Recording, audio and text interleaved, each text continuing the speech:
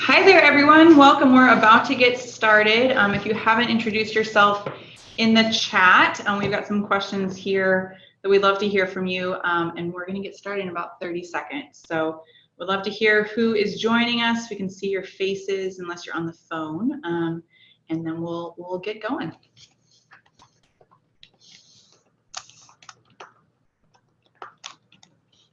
Can I just get like a thumbs up from a couple people if you can hear me to make sure we've got audio going well? Awesome. Thanks, Libby. Thanks, Nicole. Saw a couple more.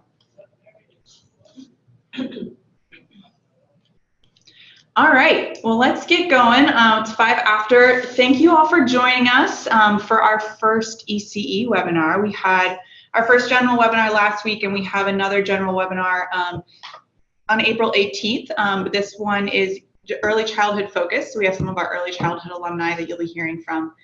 And really gives us a chance to focus in on any specific questions that you have about submitting an application or just learning about our programs as it applies to early childhood ventures. So here's our agenda for the next chunk of time. We're going to do some quick introductions and then tell just kind of quick overview of 4.0. We go more in depth in our general webinars, but really the most important thing is that you get to have some time to hear a little bit more about what Carla and Christine and Melanie are working on, and really want to spend some time on Q&A as well. So here's how the next chunk of time is going to work. And just introductions before I turn the mic over. My name is Cambria, and I run our pathways and pipeline work here at, or our pipeline work here at 4.0 schools. You'd think I know what I would do here, but it's changed so often. So which means I have the wonderful job of just getting to find amazing people all across the country and working with our alumni and partners and organizations who also are connected deeply in their community with amazing people. My favorite children's book, I will say, I'm doing a lot of Elmo reading, but I'm a big fan of The Giving Tree. Is one of my favorites from a kid. So, and then I'll love my teammate Brianna to introduce herself as well. Okay. Hello, everyone. My name is Brianna Harvey, and you're probably seeing me in 2 windows right now. But I also work on outreach here at 4.0 and getting people into the door and seeing what amazing stuff is going on out there in different necks of the woods as far as building solutions in education. And my favorite book, childhood book, is Mafaro's Beautiful Daughters. Yeah, just excited to be here. I'll be in the chat answering questions as they come up tonight.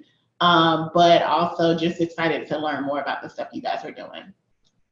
Awesome.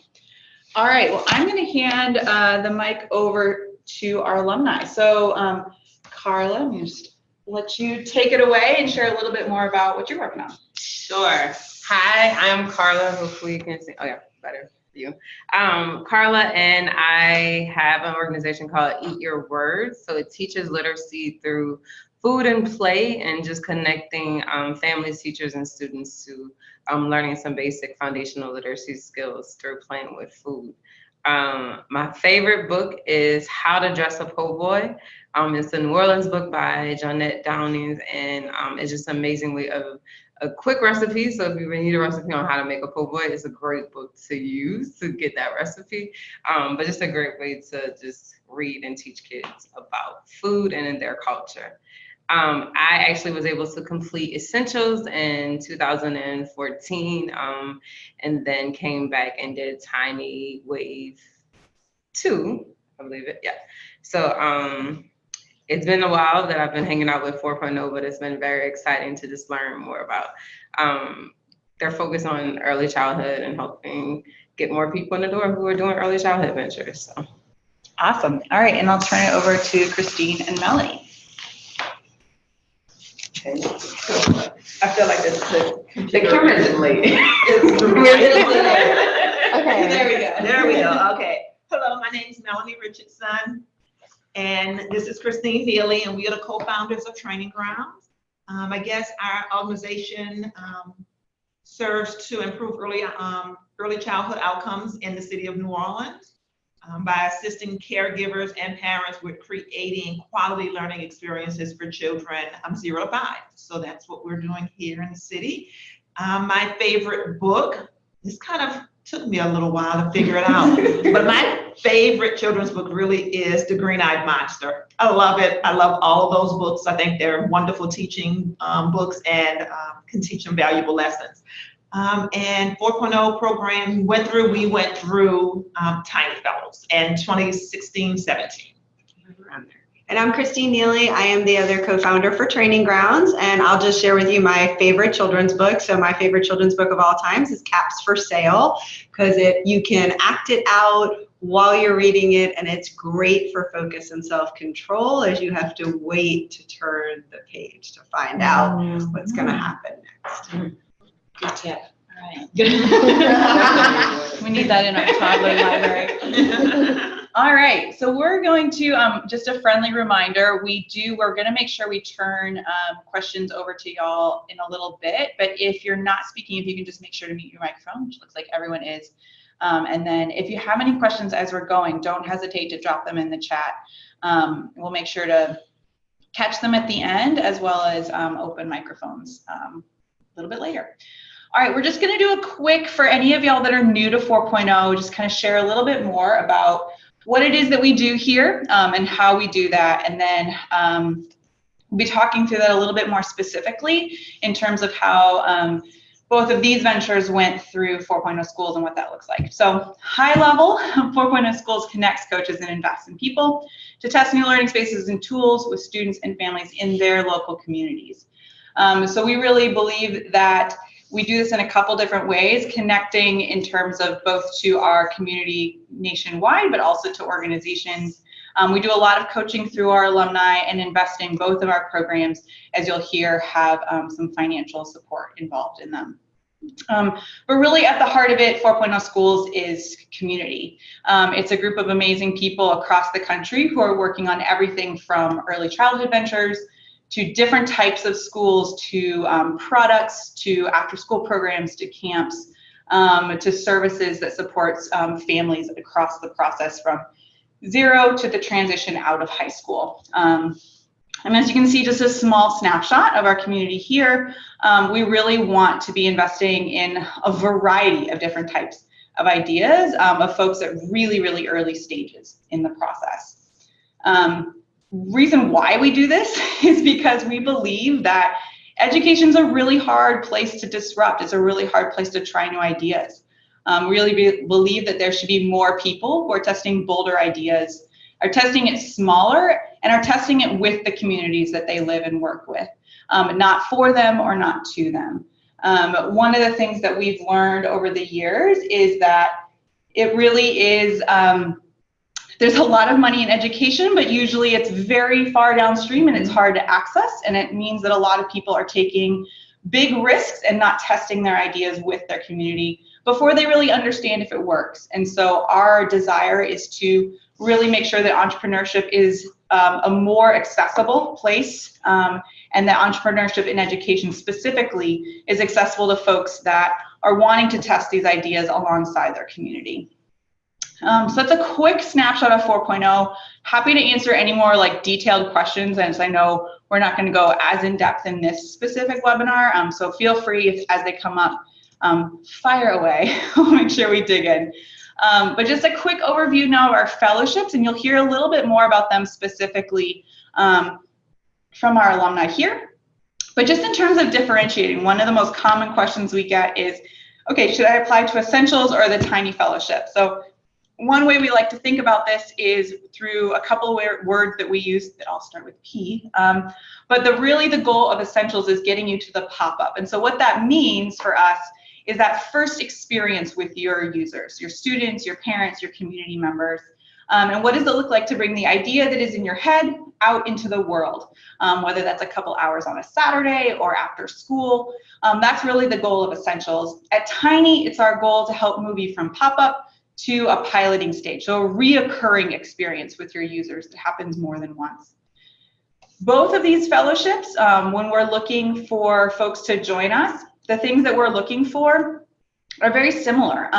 Really at the core, we are looking for coachability. When we look at applications and when we talk to folks, it's actually not the solution that we get the most excited about. It's the obsession that folks have with the problem. It's the obsession that folks have of coming alongside their users and understanding what they're running up against, and that the solution probably should and could change.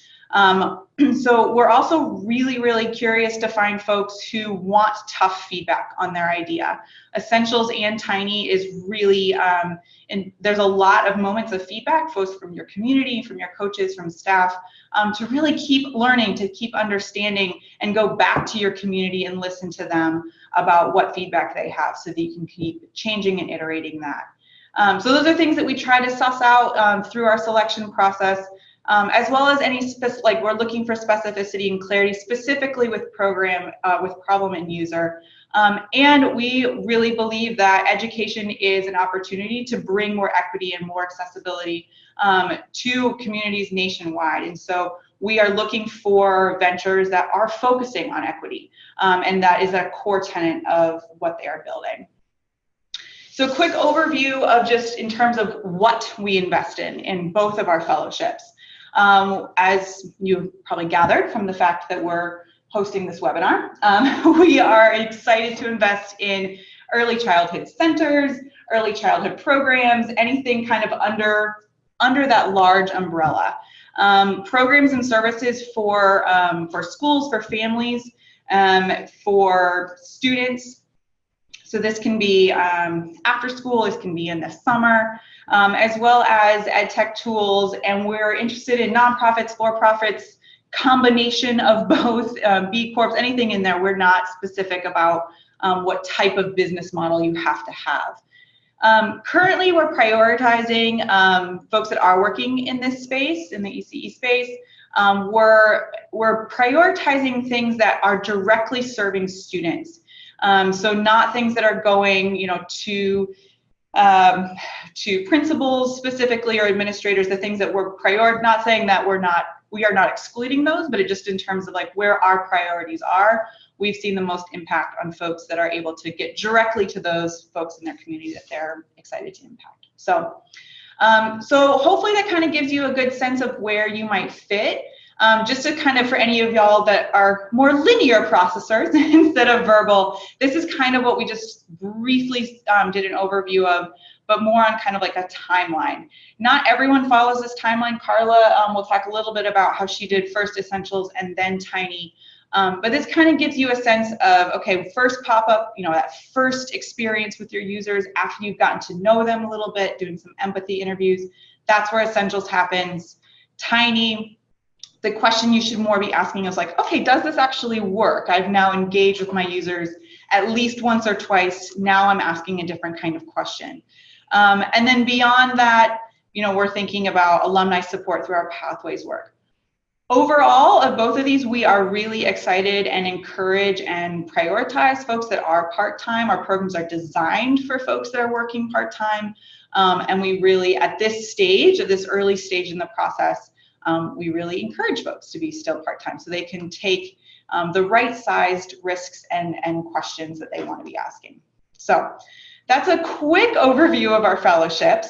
We're going to go a little bit more in depth. So Essentials, you get 3 things. Coaching from entrepreneurs. Carla is one of our key Essentials coaches here when we do Essentials Camp. You also have a community, every Essentials group. We have about 15 or 20 teams that come to join us. And then capital to run your pop-up. So when you leave Essentials, you have $300 to go run your first pop-up, and upon graduation, you have the opportunity to access another $300 to run another version.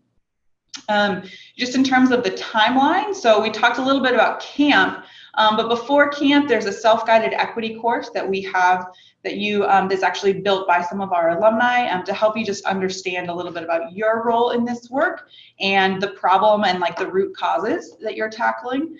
Then camp happens Thursday through Saturday here in New Orleans. And then when you go home, we have some coaching support to help you run that pop-up within your community.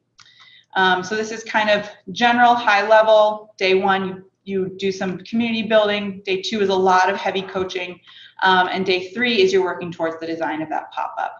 And then that pop-up, after that, you're hoping that you're gonna be running that in your community, and then we'll continue to connect you with coaches. So with that, I'm excited to hand the mic over to Carla, who's gonna share a little bit more just about what she was doing with Eat Your Words at Essentials, what she was learning, and kind of what that looked like. So Carla, I will swivel this your way. Awesome. So thanks, Cam. Yeah, so the amazing thing about Essentials, one, being a coach now, but also just going through the process, is being able to take these great ideas I had in my head and actually work with them with other people who were like-minded and changing and creating solutions. So it was great to be able to spend those days as a full-time teacher. When I started Essentials, I had tons of lesson plans, but this was a very key time of just being able to focus in on my idea and kind of just test the demand.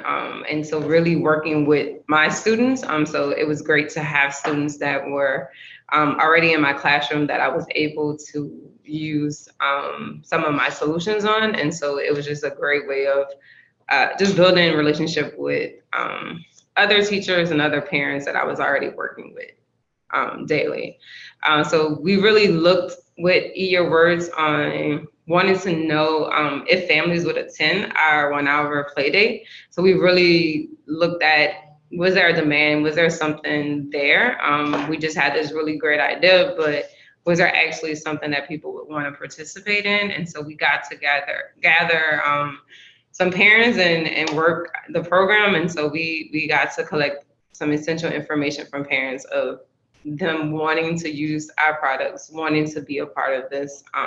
And so that was the great thing of just being able to take from idea to pop-up process, because it was great ideas in my head. I was like, I don't have time to do this. I'm a teacher. This is going to be extremely added list to my day, but it really helped me focus and decide that this was actually solutions that I was able to create from the things that I was doing with students each and every day. So it was a great way just to collect that information and then use that information to build on next steps, which allowed me to move on to Tiny. Awesome. Thanks, Carla. All right, so a little bit more about Tiny. So as Carla mentioned, kind of getting that first validation of like, oh, okay, like parents want this. This is something I should keep working on. Let me see kind of what the next version would be. So you'll see some familiarity here. Tiny, you get similar things, but we just turn it up a little bit more. So Tiny, you get coaching from entrepreneurs. During the Tiny Fellowship, you are paired one-on-one with what we call a founder advisor, who is an alumni a couple years down the road from where folks in the Tiny Fellowship are at. And that person is your like one-on-one coach that you're meeting with on a bi-monthly basis at least. You also have a community of piloting folks. So on this current Tiny Wave that we just brought on a couple weeks ago, has 37 teams, a part of it, all across the country. And there's $10,000 in capital. And the way that we do that is upon Tiny Camp, you're getting and submission of your pilot plan, you have $5,000. And then after graduation, submission of pilot plan results, you get the other $5,000, which allows folks to run that pilot and then keep going. The other thing that we really hope that you're getting from Tiny is not, like a stamp of credibility for the whole world in terms of, but the credibility to know like, okay, do people want this? Does this idea work? So that's the credibility that we actually care the most about, is credibility from your community. And something that I truly believe that we've seen, that the Tiny pilots are allowing you to see and to hear from your community, and to know, okay, well, then how do I build on this? What could be next? So just to kind of look at this on a timeline, this is a longer timeline. Super detailed graphic here with our little houses. But before camp, which this time around is in middle of September, but before that you have a month-long sprint. And so that is, we kind of call it like our mini entrepreneurship MBA. It's all online, it's all virtual, but you meet your community of Tiny fellows together. We do some opt-in courses, some courses that everyone's opting into. before you come to camp, and then you're connecting with peers in your wave as well as your coach. And then really that's all gearing you up to go run your pilot with your community with the support of your coaching. So just a little bit about kind of what that pilot would look like. I'm going to turn it over to Training Grants to talk a little bit more about their experience. Awesome. So before we get started, I'll explain to you just a little bit more about Training Grounds because we're a little bit different. So as Melanie said, we work to increase early childhood outcomes in New Orleans, and basically our company does three main things. So one is we work with early childhood educators and we do professional development. At their site, it's our fee for service. We go out and provide a service. We also work with parents and provide kind of professional development for parents, parent education workshops on everything from ages and stages of development to discipline to encouraging positive behavior.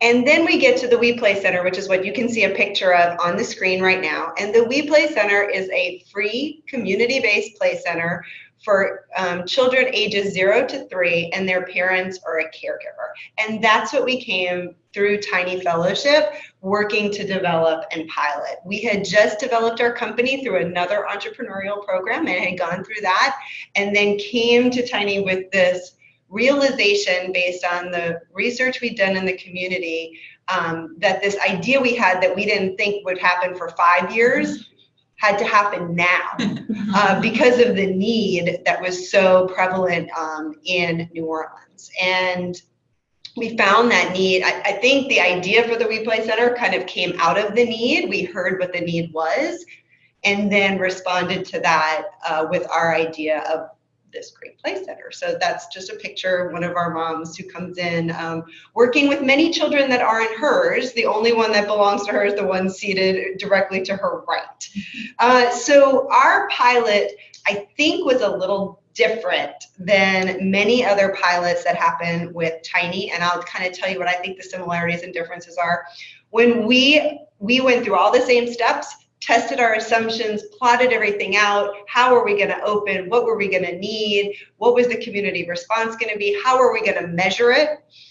And then how are we going to adjust? The only difference was that we would not close.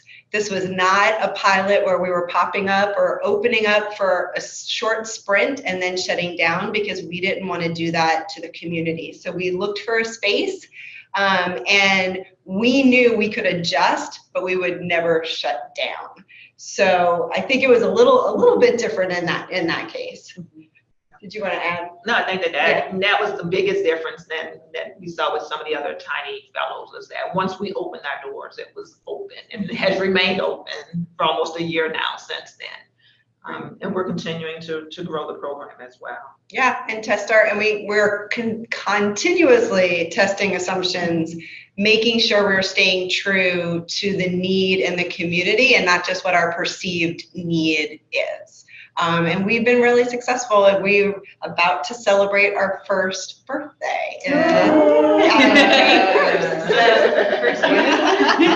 1st. May 1st party? Have an anniversary or birthday without a party? Oh my goodness. I need my invite. Shut up.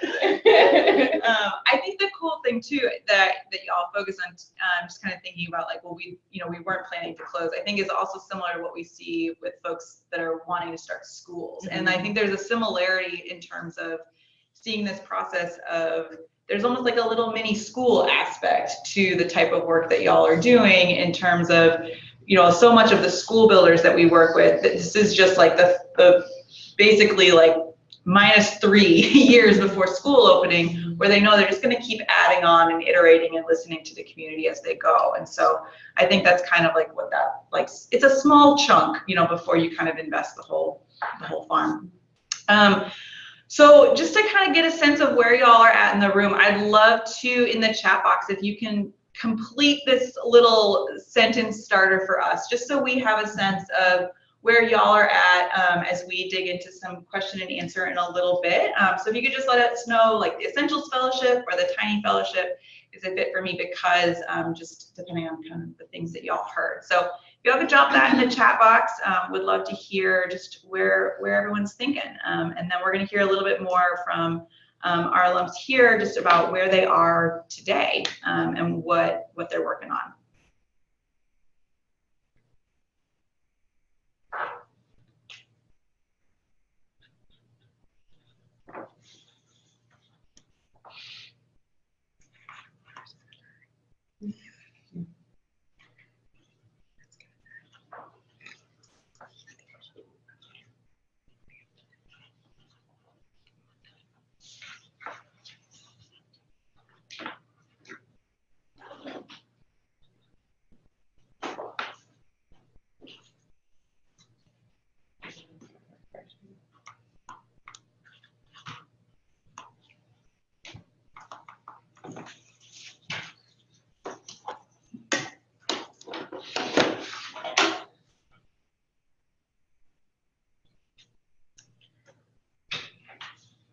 Okay, well, let's see.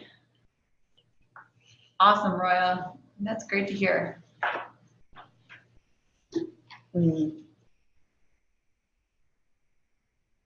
Awesome. Yeah, that sounds really aligned, John, from being already kind of tested demand. Very cool. Okay, well, I'm happy to answer any questions about if you're not sure about which fellowship is right for you. I'm happy to talk through that. Awesome. Okay, so before we open it up fully to question and answer, I'd love to just give these founders a chance to kind of update you on like, okay, well, where are you now? What did this program and many other programs that y'all have engaged with and just the community that you've worked with, there's lots of different things that y'all have been a part of over the past couple of years to get you to this place that you are today.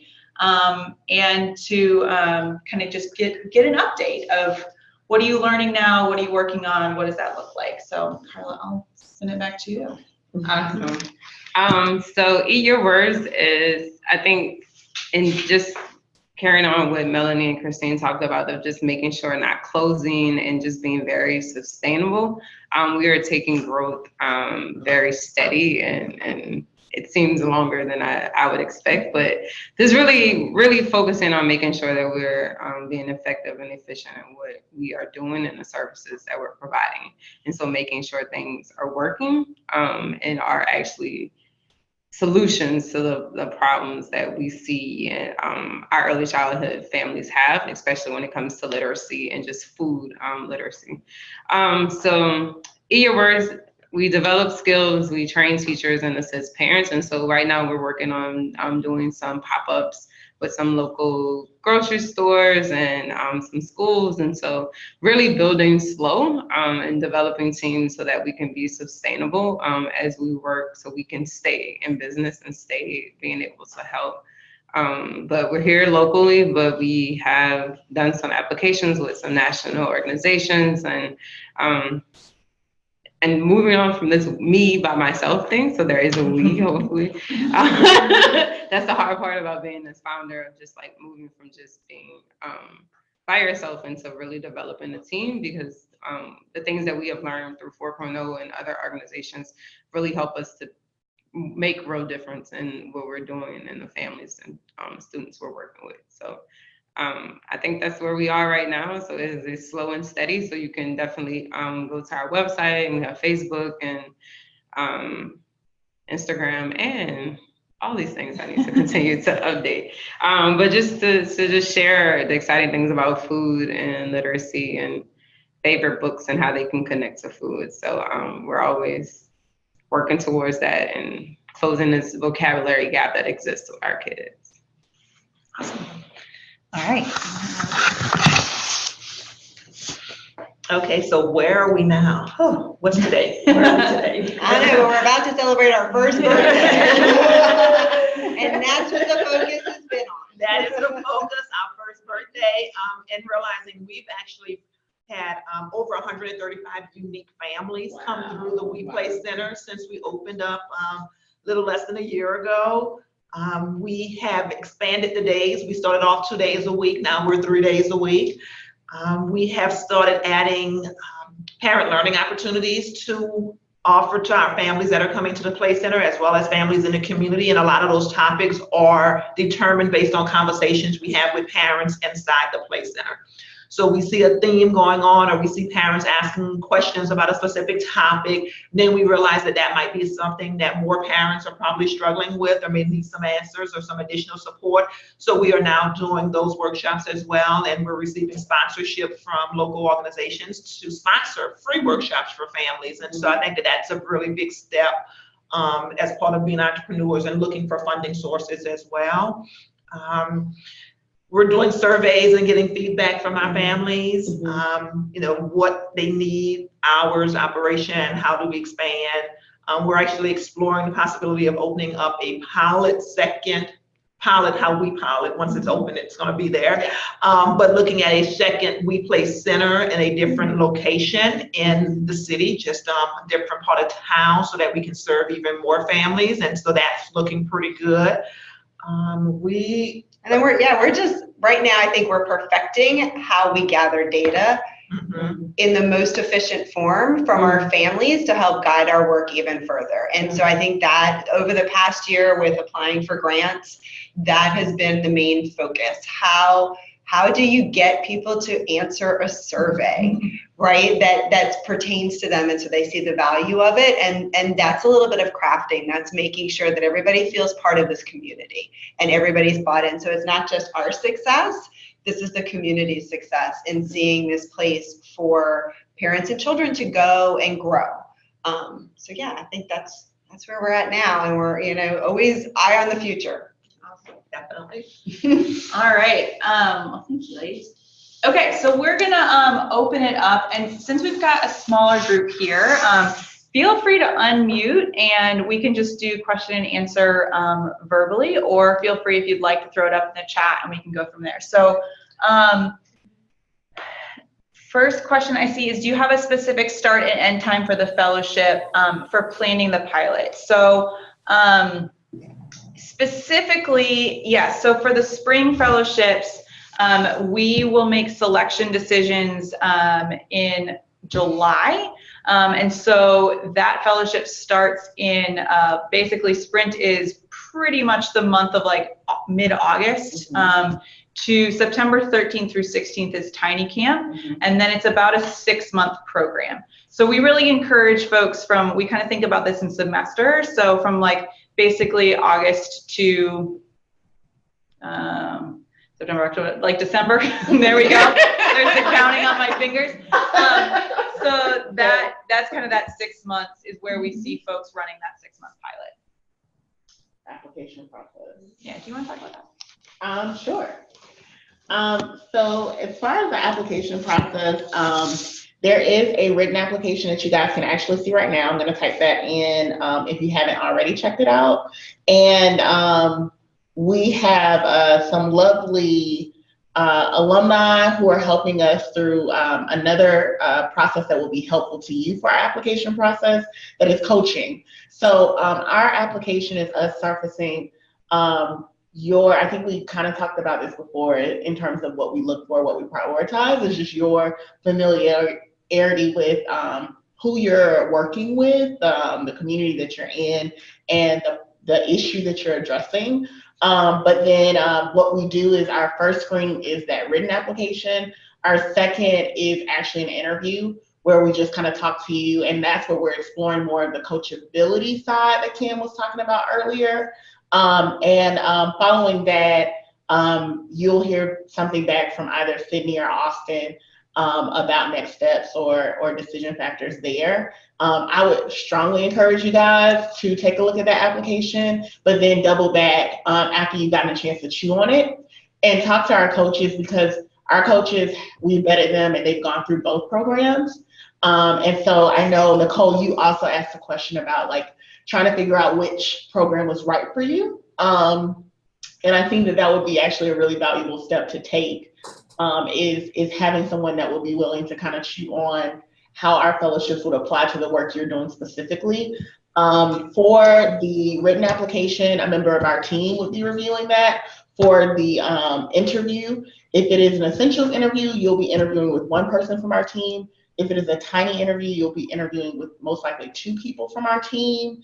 And that is basically how it works. Those interviews are about 30 minutes to 45 minutes, depending on which one you're applying for. The applications themselves are the same in that the tiny application is actually an extended form. Someone just asked, yes, it is a video interview. But the tiny application is about 4 more questions than the essentials application. So if you are wavering, I would encourage you to apply for tiny because there's a point in the application process where we also say, like, this person might be a better fit for essentials.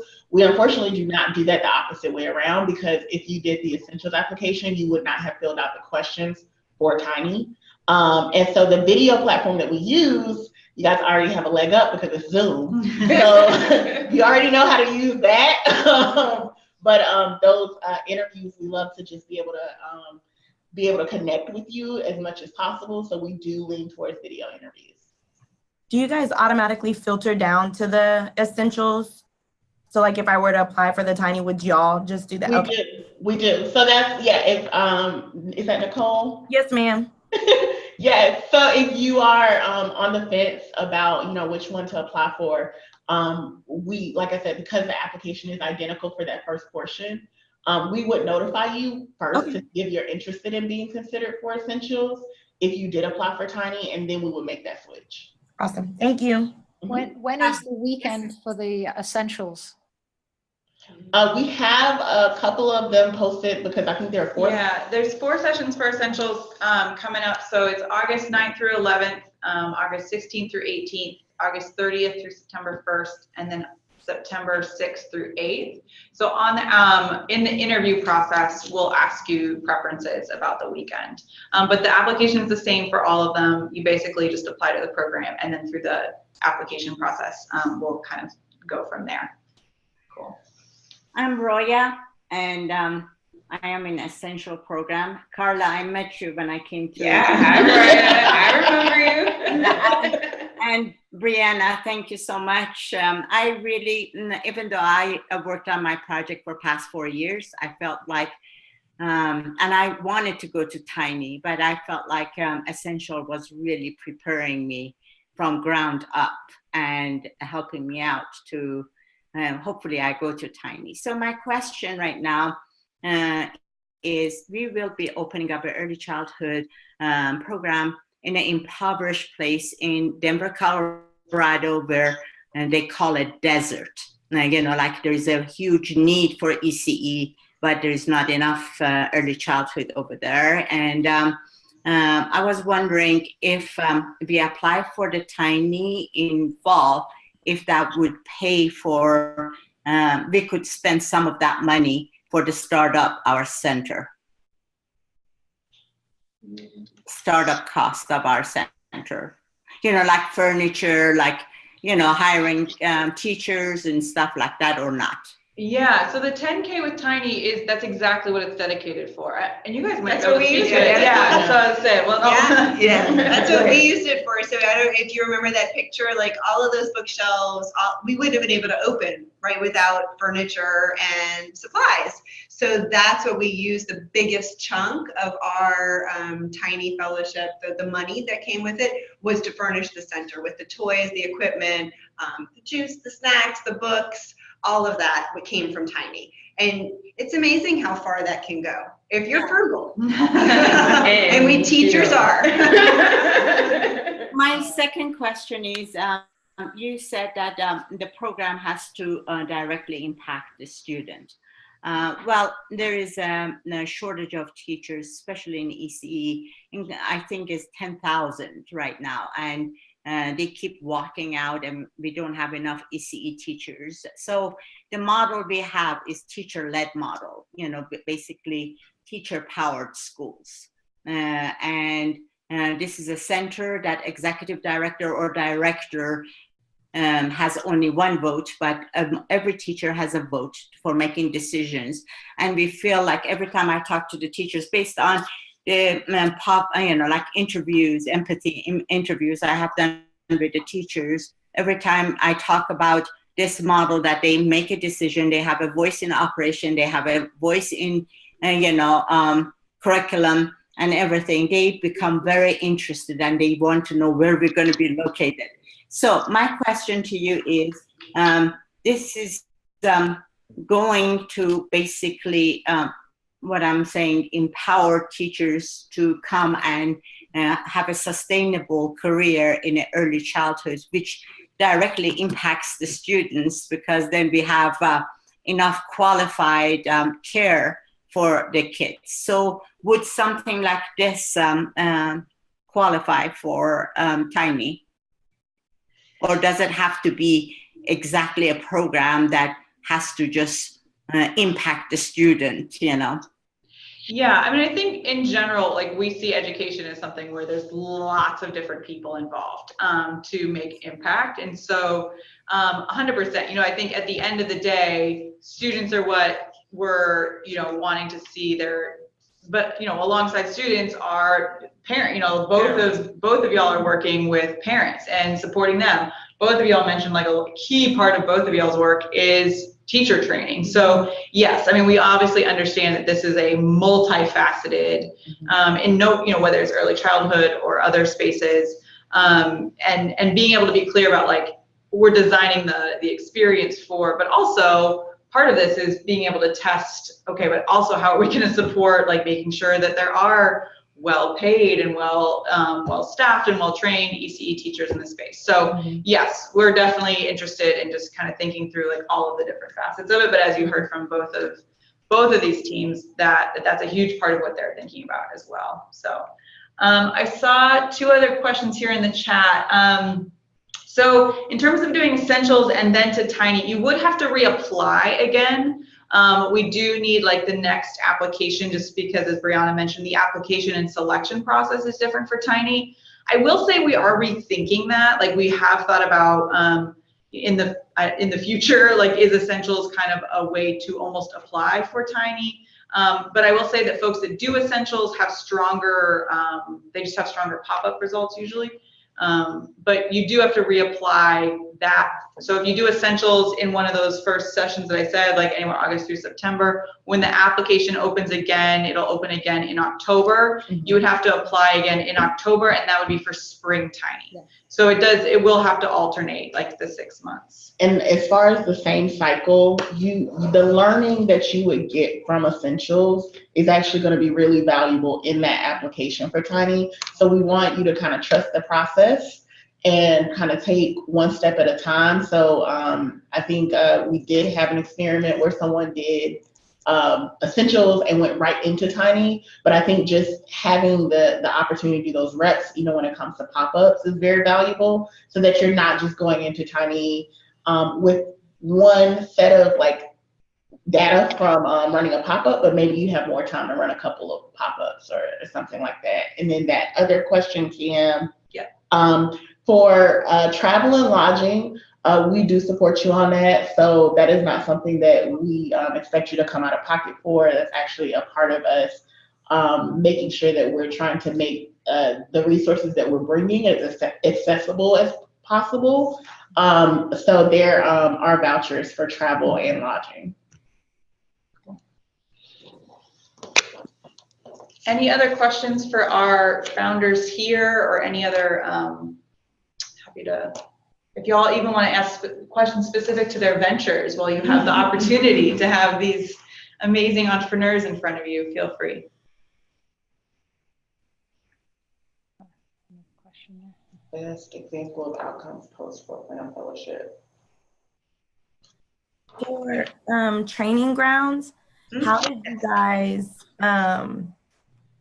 like, what was the group of people that you started with to see if it was needed in the community? Like, were you already out of school? Were y'all at a learning center already? How did you know that that community was like, yes, this is what we need? So we did a bunch of research. So we're actually at a community center, and our research involved figuring out, we have a huge waiting list for birth to 3 seats in the city of New Orleans. And so we did a lot of data checking and really tried to figure out where was the highest need, what zip code, what location in town had the highest need in terms of children on a waiting list for an ECE seat. And that's where we opened up. But we were also really mindful of it took us a while to find a space because we needed it to be accessible. So even though we were concentrating on the heaviest need, we needed it to be as accessible as possible to the whole city. So we're on 2 major bus routes and 3 blocks from the interstate. Yeah. Thank you. You're welcome. I'm interested to know how you found your facility, because I was doing facility negotiation and with the church, and lease fall through because they had so many impositions and rules for us, you know. And so I just want to get some idea of if you have any suggestions. You know, we literally, I was driving around the city of New Orleans constantly, looking at space, looking at locations, trying to think about, you know, the bus lines, access, connecting with people and telling my story to everyone. I mean, no matter who I saw, I was like, you know, we're looking for a space and we're looking to do this and this is why we're doing it. And there's such a need. And so what we ended up doing was just getting a lot of advocates and a lot of people who really believed in what we were doing.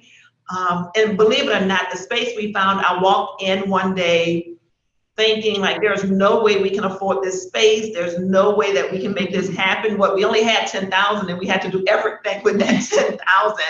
And people won't enter into a 1-month lease or a 6-month lease. So, and walked in and just really sat down and connected with the facility manager on a personal note. He had just had a grandchild. Didn't hurt. And so he was really kind of in that moment of, oh my goodness, babies, and they're so important, we need to do everything, and ended up getting that space rent free. But I feel your pain kind of, because I know it's also, we have a little bit of a different luxury. We are a center where we require the parents to stay.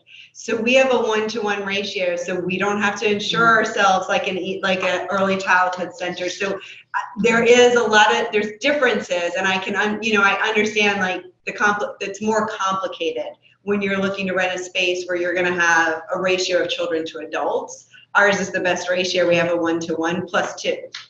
Right. And I can say right now we're actually looking at space to move, and so now we're probably having some of the same challenges of who do we connect with, talking to developers, talking to community centers, and just once again we're at a point now where we're telling the success of our story. So now people are looking at us and saying, oh, you guys, you did it, like really, and wanting to be a part of that. So I can't say how important it is to just tell your story and why you're doing the work, and tell it to anyone and everyone who will listen, because you never know who might actually come up with an idea of where there's space available or what they might be looking for. Yeah, because I'm actually thinking I might have the space for y'all. But there you go. But I think that's the amazing part of just this community, is just that it is a community. And so when you list your needs or concerns or for spaces, because I'm also still looking for spaces to run continual programming,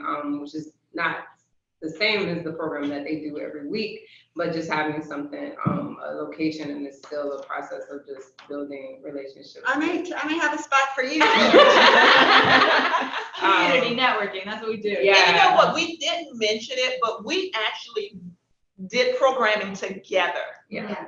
Where Eat Your Words came into the We Play Center and actually did a program for our families. And so the community is supported in that way. And I don't think we talk about the relationship that we have with each other enough. Yeah. But it's a good support system. We've got a little bit more than 5 minutes left. I'm curious if y'all have any questions that are like super specific of your venture. Would love to. The link that Brianna mentioned in terms of coaching opportunities is probably the best place to put those. But wanted to make sure while we have these ladies here, and if there's any kind of general questions that might kind of help other folks in the room to kind of focus on those for the couple minutes that we have left. I think this is great to just kind of surface some like pretty general big questions that it sounds like a lot of folks have. And I think what I'm also hearing too from y'all is just like our encouragement to get tiny. We're helping you be and think small, to test small, so you're not having to kind of like put it all in the beginning. So I just wanted to do a quick time check. I know you got to run. So, but yeah, I'm happy to do a couple more questions, and then Brianna and I can also stay a couple minutes if you all have specific questions for application or anything like that. Hi guys, sorry, I have a little one here. Oh, that's so sweet. I asked you the question about kind of outcomes, and I love you guys that you're focused on measures and scalability. And are there any technology ventures that fellowships have? I mean, I know the fan school, but any like tech device or anything like that? Yeah, no, there definitely are, and we can. So we've done a couple over the years, and I'm also happy to do a quick. I can kind of send you like our directory of folks that have launched in the tech space to kind of give you a sense of that. Yeah, we've done a couple that are like special education focused. I remember the sites were one. Yeah, I can't remember what her. I remember her specific name. Branching Minds comes to mind. She was a little bit older in that. Yeah, Fan School is definitely one. So Culture Chest. Yeah, Culture Chest. Speak Labs. Code Speak is that. So yeah, we'll make sure if you want to just do a direct message to Brianna on the chat, and happy to get you kind of just like a quick look at that. On the early childhood side too, I know we've got some like products, so that are, whether it's like inside classroom facing or parent facing. So Oxbox is a product based idea, kind of like box of things to help support teachers or classroom teachers or early childhood. Like ECE is an actual curriculum and product, and so that's in our space of just developing tools for classrooms and for parents. So yeah, but happy to give you more kind of like specifics on the tech too, and then that as well. Does that answer your question? Yeah, it does. Thank you. Sure. I would be interested in that too. Awesome. Yeah. Yeah, we can drop. I dropped the directory link. Perfect. Thank you, Bree. And you can filter that just by like different types of ventures to kind of see what we've invested in. And that's like connecting information to people, right? And it's a community, so definitely reach out to whoever's on that directory with an email. And so that one doesn't. Okay. But you probably can get to their But website. our website, our lovely website has been updated, and it now has a community section that has people broken down by venture type. These are all tiny fellows, but if you go to the 4.0 community section, you can see different things that people are working on, and it also has contact information there. Yes. It's 4.0.org/community. I do have a question. Has it been happened that somebody applied for the tiny for part of their program and then applied second time and they were accepted, or it's only one time shot for everyone? Yeah. So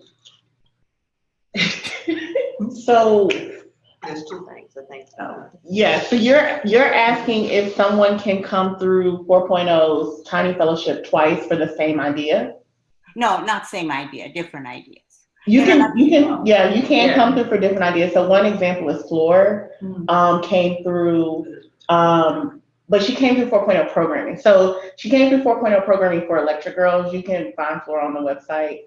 Also for the venture she did with St. George. Yeah, St. George. So there are actually, I think the other one is Gigsy. So Gigsy came. Did they do programming first?